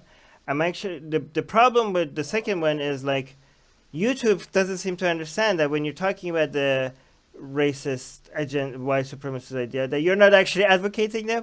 It just thinks that you're like just uses So keyword. dumb. Yeah. Yeah. So now I'm actually trying to do that in a new platform called Speak 3. It's a Steam-based platform, which I'm host. Like I'm actually going after those kind of ideas on somewhere that is not YouTube or Facebook because it's really it's very interesting because YouTube is trying to fight these bigoted ideas, but now they made it so that we can't even fight against them because every time we talk about them, those videos get completely removed because we're constantly mentioning, white supremacists, Nazism, and YouTube like, oh, you're part of them. So it's risky to talk about these things on these platforms. So now I'm trying to do that on a different platform, Speak 3. So if you follow me, you'll see those videos. That is specifically, I'm going to go after alt-right views. For the second question, Ideas on Bugs is still there. I have found, here's the thing, the reason why it's been not that many videos coming out of it is because there's so many things to do and I can't add video editing to that. But we have now hired, because our donations increased, I hired a new video editor. So now Ideas on Bucks videos, there's already five of them uploaded on the YouTube channel, ready to get published. So now I just have to find the time to design a cover for it and publish them. But it's really hard to do all these things at the same time. And this is where your donations go. Because the donations increase, now I can manage to now release those videos as well because we finally hired a video editor on Atheist Republic. So yeah, and if by the way, if our donations for like secular jihadists goes up, I get a lot of the things that I do in the background, like all the technical stuff, preparing the live stream, uploading videos, I will be able to give those to somebody else. So me and Ali could just focus on creating more content and Mhm. inviting more guests. So yeah, so that's where your donation money is going. But yeah, Yeah, Ideas on Bucks is gonna have some some new videos that from and Israel. I From gotta say, Israel, yeah. Go ahead. the stuff that you and Drew did in Israel and Palestine and going there, the first two atheists, one ex-Muslim, one ex-Christian, Right. and going there and just interviewing those people, and it's phenomenal. And it would be a crime if Yeah, that stuff didn't see the light of day. I'm So at I, some point, I'm I mean, that is sitting. like Netflix documentary level shit, and I've seen some of the footage, so it's Right, fucking fantastic. I'm sitting on a lot of content right now that is amazing that hasn't been published yet. So, by the way, support us on Ideas on Box. Search for Ideas on Box. You could subscribe to the YouTube channel there and be a patron on Ideas. By the way, if anybody becomes a patron on Ideas on Box, the money that I make from there will be used to traveling to, I don't know, Thailand, India, to United States, interviewing people. I want to meet some more Nazis and interview them. I want to meet communists. I want to meet Hindutva. I want to go back to Israel. There are many things I want to do in Israel. So yeah, that's what that money will be spent on. Anyways, Yeah. so RPG Gamer Guy, what are your predictions for which two candidates will make it past the primaries, and who do you think will win? Do you think that person will win against Trump? Armin, we might I disagree on this. I think it's looking again. My prediction, take it with a grain of salt, but I think it might be Trump again. Okay. So I think in terms of who will make it, right now, it seems like it's Biden. He's been showing a Yeah, lot of resilience. I mean, even though all of social media hates him and everybody hates him, he is just holding like 6, 7 points ahead of right. everybody consistently. So I feel like it'll probably be him. And Biden And versus or Trump, who do you think is gonna win? Biden versus Trump. So I think that I think that Biden has a good Chance. shot, and I'm Yeah, I going by don't know. state by state. I think it's 50-50 right now. Actually, no, the polls show that Biden will win, but I don't know. Yeah, so here's the thing: like Biden, the polls show that Biden can win in even places like Arizona and Texas. So, but you never know. The polls have been very, very up and down. So I kind of agree with you. I do feel like it's 50-50, especially since there's so much of the sort of the more far leftist stuff happening. In a way, that's good because it's showing people a contrast.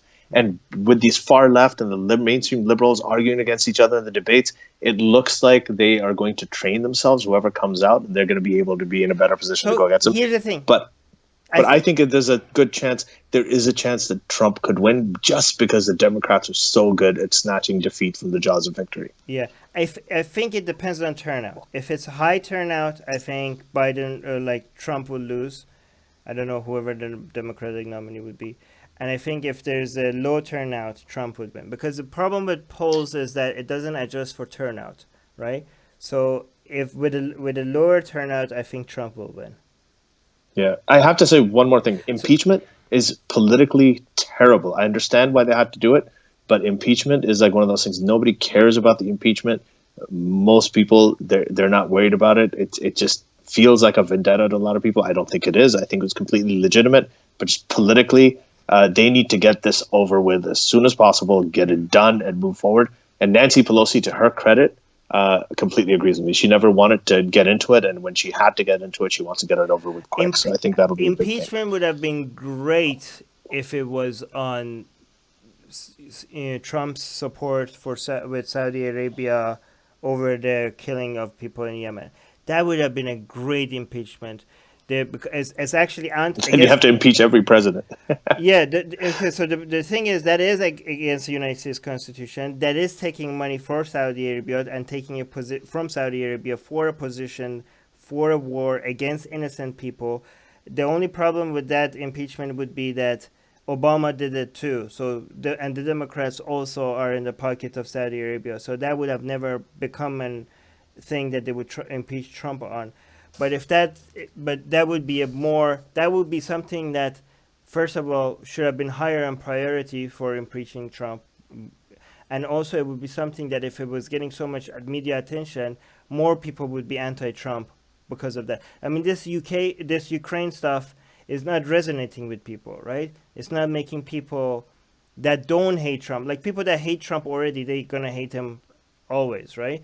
But it's not the people that are not that informed. They're not gonna. This Ukraine stuff is not gonna make them. If they don't hate him already, it's not gonna make them hate him now. But that if it was being impeached on the Saudi Arabia thing, a lot more people hearing about the fact that you know Trump that said like let's stay out of wars, he's actually supporting Saudi Arabia on I bombing innocent people. You would have won more people. that you know what I actually think that's a really good point. I Mm. know that that it's not going to actually happen Yeah, practically, but I think that politically that would have been a better way to impeach. Seth Andrews is on. Seth Andrews, like in I'm a the massive fan of in Seth the live Andrews. chat. Yeah, the live chat. Wow, we I have missed his question. celebrity. Why, So Steph Andrews? I'm going to read out his question, even though we kind of covered it. He said, "I understand you're both Canadian, but what do you think about the upcoming 2020 election in the U.S.? Oh, Also, do you think there's any parallels or clues that can be drawn from the UK election?" So Seth, we actually covered this earlier, and I'll send it to you. But we love I Steph. would love to have I got my writing career like when I started at HuffPost. I used to write about U.S. politics because I've been obsessed with it since I was a kid, as you can tell. So I would love to have a discussion with you. So if you want to, maybe let's just get online and have a discussion with it. Just message me. I know that we've talked quite a bit before as well. So let's do it. I would love to talk about this. Um, Steph is okay, like one of my heroes. I don't know if you Seth. know. By the way, one of Seth's videos, and this happened, Armin. Both of us were there at the Toronto Imagine Seven Oh, conference. So Seth did a speech called "Christianity Made Me Talk Like an Idiot," and it is one of the funniest speeches cool. I've heard at one of these Oh, conferences guys, ever. they're telling us that this is not the real Steph Andrews, but that is not. Okay. So And it's hitting at that. Well, as for the real Seth Andrews, that video is hitting 1 million views now. So oh you should check it wow. out. Yeah, check it out. If it's not the real Seth Andrews, well, to the real Seth, you just got a whole lot of publicity here. Yeah, and Um, to the other Seth Andrews, you're great too. Okay, like yeah, yeah, we we're love not hating it. anybody. We love Seth Andrews. All you Seth All the Andrew Seth people. Andrews are great. Yeah, We Mufti don't. Abu Layth. I've reached out to him. Someone's talking about Mufti Abu Layth. He's hilarious. Mm, He is an imam, right? No, he's a mufti, right? He's Islamic kind of, yeah. Is he coming and on? he's Is he coming on our show? yeah, he will. So he agreed to do it. I just haven't scheduled it because things get scheduling is that's the thing that takes the longest time. A lot of times we have guests, but we just sometimes it takes Yeah. quite a while to get people on. Have you considered Barry Weiss or Douglas Murray? Their books had some interesting content. Yes. Yeah, we've actually talked about that, and we're going to reach out to them. Yeah. Um, and then Jonathan Haidt also, and yes, we would do that. So one thing that we do is we want to, when we bring people on, we want to make sure that it's consistent with the theme of the show. So we talk about secularism. It doesn't necessarily have to do with Islam or ex-Muslims, but it relating to secularism or something relating to religious freedom or whatever it is. So if we can find a topic where we can discuss that, like for instance, if I could talk to Ricky Gervais, I'd be like, can you come on and maybe talk about the importance of humor and satirizing religion, and something like that, then we bring them on. So a lot of times, I think that if we try to find an angle and come up with a theme, then we'll definitely have them on. Most people you can actually. Mm. Um, all right. So a lot of people wanted us to talk about Junaid Hafiz, which we did. Another reminder: next podcast with Harris Sultan, we will be talking about it. Aaron Ra would be an awesome guest. Hmm. I agree. We've had Matt Dillahunty, we've had Seth Andrews, and we've had Seth Andrews twice, and the third member of the Unholy Trinity is Aaron Ra. So we should definitely do that. Um, Any Islamic people that you think we should bring on? Let us know in the yeah. also. Tweet us. Zed Tweet. is asking. By the way, Ali, don't tell people come at me and give me guest suggestions. Reach out to Ali is in charge of our guests. So Guys, yeah, if you want reach out certain to guests, Ali. yeah, reach out to us. Email secularjihadist@gmail.com. Yes. Okay. Oh, we got Now, another super chat by Darko Leskoves. Darko. Yeah. Thank you. let's go with it. What is it? It says thank you. It says thank you. Oh, you Yeah. Thank you. thank you Thank you, is Darko. the answer to it. It's Thank you. 10, actually, it's £10, British pounds. Wow, thank you. From from the Amazing. UK. Yeah. Um, okay, so Zed is asking, he's like, do you think the rise of ex-Muslims in the last few years will make it better for those who are stuck in Muslim majority countries? And how should those people deal with family? And the answer is yes. And I'm so glad you said the rise of ex-Muslims in the last few years. We've been harping on about this for the last 2 years. Yeah. And we started this year in 2019. Do you remember, Armin? Yeah. Rahaf Kunun. Yes. Open ex-Muslim who left Islam, ran away from Saudi Arabia, welcome to Canada with Krista Friedland standing next to her, Trudeau supporting her. This was like and we talked about how far things have come. And I think that it has it's become even more and more this year. I mean, we've seen this year, we had Umayma, we had Faye, we've had Harris Sultan, this whole group of people that is sort of carrying on the banner. Zara K, who needs to come on, by the way, again. Oh yeah, let's re-invite her. Yeah. I did already, but we'll find time.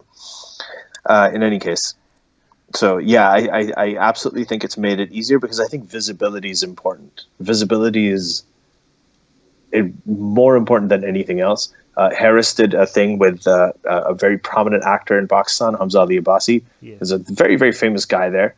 And the fact that they were both conversing with each other, one was sitting opposite the other, and they were arguing on equal ground. It wasn't like ex-Muslims were some fringe. This is a one-to-one debate. Just in terms of optics, I think it's a huge step forward. Sorry, that was €10, not £10. Okay, but thank you. All right. That makes it even better. So that's such a Brexit mistake. Euros and pounds mixed up. Have you guys thought of talking to someone about Black Islam? Yes, Nation of Islam. Okay, so if by Black Islam you mean Nation of Islam. Yes, we should. A Nation of Islam. So like the Elijah Muhammad, that the followers of that, and yes, and I have been talking to a couple of people with that, and it's a good thing you reminded me. Can you bring the Black Israelites on? That would be cool. That was some Black Israelites. Yeah. Can we get some like ethno-nationalists on? Richard Spencer type people. I wrote to Richard Spencer. I was like, I want you to come on, and he just doesn't respond. He doesn't respond? He just doesn't respond. Yeah, I'm like, God, don't you need all the... I'll tell you, there's some people I think I'm pretty sure we could get on now that are completely irrelevant. Like Milo Yiannopoulos, because he's nobody cares anymore. Bring Milo on. No, bring Milo on. Why? But how? I would be so bored. I mean, nobody cares what he has to say anymore. He's just kind of like a shock guy. Interested, I think. Anyways. Yeah, but the other thing is, we have to be interested in it too. Like, I have to be interested. Like, Douglas Murray, I don't agree with a lot, but I'm interested in talking to him. The things I want to ask him. I'm sure a lot of these people don't like being put in the same group, but okay, yeah. But I just don't have any interest. I don't know what I would ask Milo, because when he answers questions that are deliberately provocative and shocking for the sake of being shocking a lot of times. And that bores me, because I'm not having a real conversation. If we get on a Nazi guy and we're talking to him and he's not just being provocative, he's talking about his sincerely held views, I'm interested. I want to know. Okay. Like Richard Spencer. Yeah. Richard Spencer. That would be more important to me. Okay, I think it's 1:02. Let's do Eastern time. Vikram is saying bring Kevin Baker and also Jimmy on. Yeah, okay, let's bring Jimmy back on as well. And also Vikram is saying that the IDW episode that we had was really good. Yeah, that was with Omar Badr. Yeah, and he's great. Omar was a really good guest as well. Oh, Candace Owens. Jimmy is saying Candace Owens. Let's bring Candace Owens on. Yeah, I'd be happy. It's like medium, but yeah, sure. Let's see if she agrees. Should we bring back Imam of Peace? Bring him back on. Is he still? Is he still a thing? Yeah, he was huge recently because of his Linda Sarsour accusations. He got on the news. It was huge. No, but didn't he do all this Ilhan Omar stuff that turned out to be complete? Yeah, so let's ask him about that. Okay. I don't know. Let us know if you think it's a good suggestion or not. Give us when the video is over, in the comment section of the video, when it's not live anymore. Give us your guest suggestions in the comment section. Yeah. And we'll bring them. Yeah. Yeah, this is the thing. I'm kind of more interested in a guy like Richard Spencer, Mm. even though I disagree with him way more than Tawhidi. Than I don't know, but in any case, I want to but let's bring some jihadis, like serious jihadi, Daniel Hairaju kind of people as well. yeah, yeah, and you were concerned about being deprioritized on YouTube. Oh yeah. So anyway, this is we're at the end. So I think thank you everybody for your questions. I'm sorry I couldn't get to everything. Armin, do you have a quick? I think we should ask each other one question before we call it a night. Oh, okay. You go first. Oh man, I haven't even thought of it. I don't know why I said that because I have no fucking idea what I'm going to ask you. Oh. Okay, so I know what I'm going to ask you. What is one thing this year Mm. specifically that you changed your mind about? Oh, that's a very good question. Um, there are a couple of things. What was the most significant one this year? I have to remember. Um. Oh, this is gonna get me into trouble though. Okay. Armin, I have been who cares? I have been convinced that maybe the Iranian government toppling could potentially be more harmful than beneficial. So you've been convinced of that? Okay, that is a hell of a teaser that we have to have a whole episode on. Yeah. Then So you as really need much to as come. I hate the Islamic Republic of Iran, I I have been now convinced, not 100% convinced. I'm open to changing my mind again. That maybe the government being falling is going to not be good, not in the best interest of people. Maybe not. Yeah. Maybe a slow toppling would be better than a fast, complete Yeah, over. that's what I was going to ask you. You mean not toppling them forever and just keeping the status quo the way it is, Right. or not toppling at this moment? Oh no, no toppling. I mean, it's a bad government. I hope at the end one day they could get completely removed. But if there's a revolution and people come in the street and they're successful at removing this government by a mass protest in the streets and stuff, I think it might lead to an internal civil war for many years, and people are going to regret doing it. I Mm. think it's going to be a Libya kind of situation. Again, this is I'm saying that I'm going to lose a lot of my Iranian support. Again, I am just to not lose them completely. I am for a slow toppling of the government rather than a overnight people in the street overnight toppling of the Loaded government. terms because like the question comes down to how. But Oof, you know this that's is really interesting yeah, because I feel like Iran's a little different than like with Iraq. You had all of these factions, and you had the Kurds and the Shias and the Sunnis, and you had a Sunni dictator, and you took him off, and then you know everybody went to war with each other, a big civil war. I don't know how much factionism like that there is in Iran.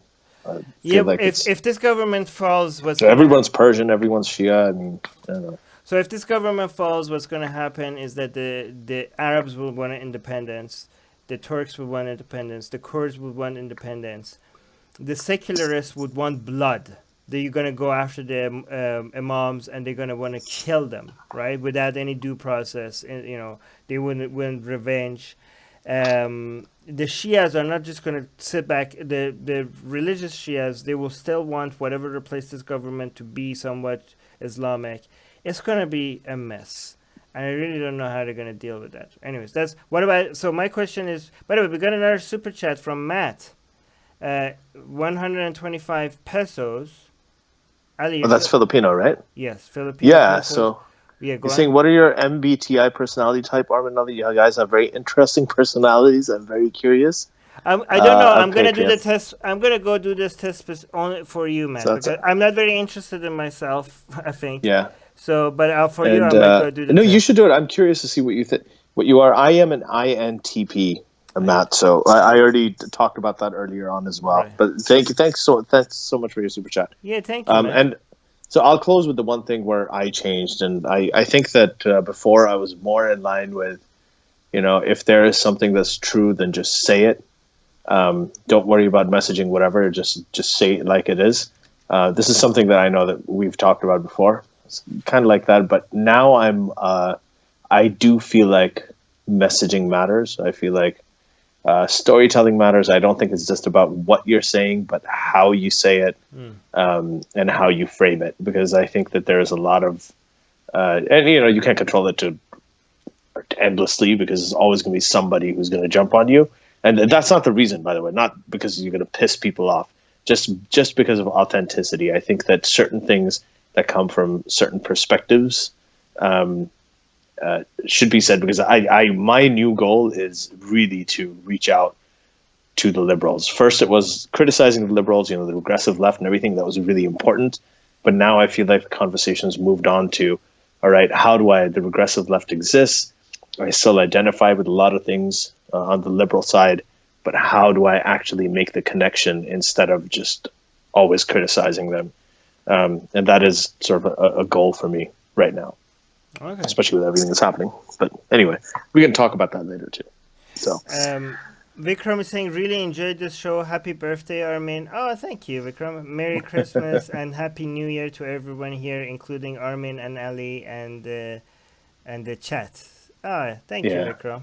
Thank you so yeah. much. Thank you guys for this. Has been like a very. We should I have didn't Vikram as expect a all these super guest chats. as one Yeah, day. we should. Yeah, we should. Yeah. I didn't expect all these super Yeah, chats. I I didn't. just thought that we were just gonna have a fun kind of episode. So thank you very much for your Let us know. generosity. Let us know if you guys like to do more of these like chillax, kind of like sitting back and just answering questions. Do you like more episodes than this? How often should we do like a live stream with no guests and just chilling out with you guys? Like that. Let us know. Yeah, let us know. Let us know what you think. Yeah. And Hanukkah Mubarak, Christmas Mubarak I love to everybody. that Christmas Mubarak. That's fantastic. I'm gonna use that. It's so good. It Yeah. pisses off everybody. And yeah, Yeah. Okay. Hanukkah Mubarak people are more tolerant about. But Yeah. so yeah, and really just have a happy New Year. I'm going. Are you doing anything for the holidays, Armin, or What's my staying put? because I work. I don't work in an office. I usually travel when it's not holiday season because tickets and hotels and everything is cheaper, right? So Yeah, I'm going to Bangkok with my wife right after Christmas, the holiday season in January, early January. yeah. So So Armin is going to Bangkok, and by the way, it's Bangkok. You're not going to Bangkok.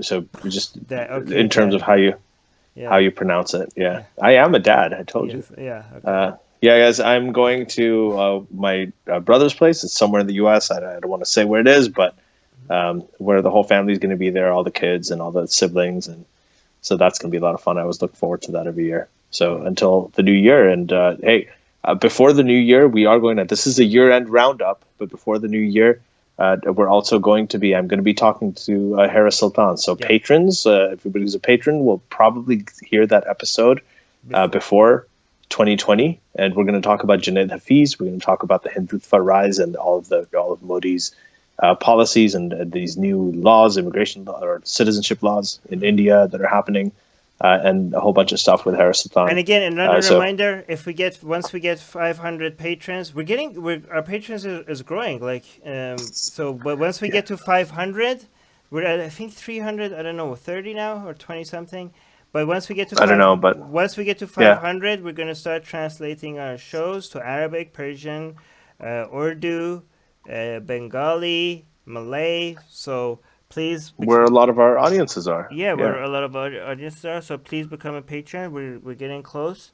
I mean, we're not getting close, but we're moving in that direction. Mike is saying, thanks, guys. Live long and prosper. Faraz is saying, this was cool. Thanks, guys. GV was saying, Merry Christmas. Um, Goodbye and Merry Christmas. Matt is saying, you hmm guys keep up the good work. Christmas Mubarak. Yeah, thank you, Matt. Happy Festivus, everyone. Izzy is saying, Mark is saying, looking forward to it. Ellie. Chris is saying, Ahmed, Chris was talking to someone else. Ahmed is saying, get on that page. Oh, Ahmed is saying, get on that Patreon, goddammit. Yes, please, everyone, get on that Patreon. Become a patron today. Anyways, yeah. love you all. And yeah, see you guys Take soon. care. We're gonna see you next time. See you next year. Bye. See you next year.